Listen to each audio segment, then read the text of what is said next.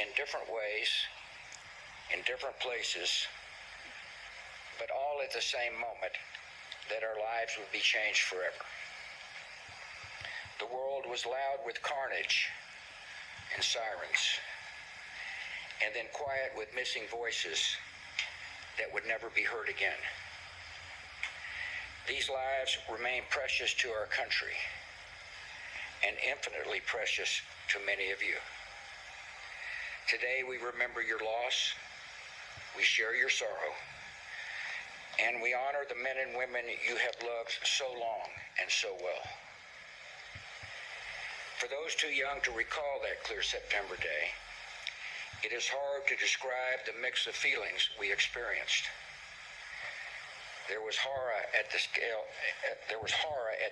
of destruction, and awe at the bravery and kindness that rose to meet it. There was shock at the audacity of evil, and gratitude for the heroism and decency that opposed it.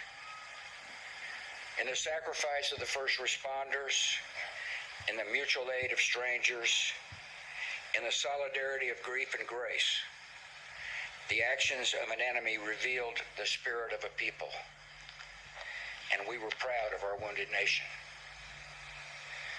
In these memories, the passengers and crew of Flight 93 must always have an honored place. Here, the intended targets became the instruments of rescue, and many who are now alive owe a vast, unconscious debt to the defiance displayed in the skies above this field. It would be a mistake to idealize the experience of those terrible events. All that many people could initially see was the brute randomness of death. All that many could feel was unearned suffering. All that many could hear was God's terrible silence. There are many who still struggle with a lonely pain that cuts deep within. In those fateful hours, we learned other lessons as well. We saw that Americans were vulnerable, but not fragile. That they possess a core of strength that survives the worst that life can bring. We learned that bravery is more common than we imagined, emerging with sudden splendor in the face of death. We vividly felt how every hour with our loved ones was a temporary and holy gift. And we found that even the longest days end. Many of us have tried to make spiritual sense of these events. There is no simple explanation for the mix of providence and human will that sets the direction of our lives.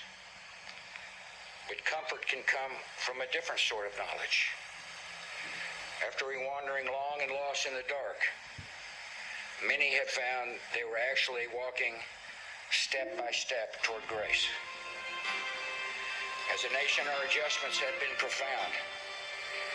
Many Americans struggled to understand why an enemy would hate us with such zeal.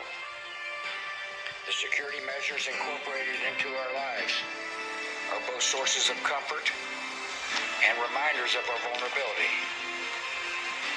And we have seen growing evidence that the dangers to our country can come not only across borders, but from violence that gathers within.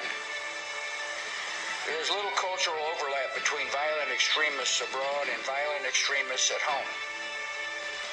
But then there's disdain for pluralism, in their disregard for human life, in their determination to defile national symbols. They are children of the same foul spirit, and it is our continuing duty to confront them.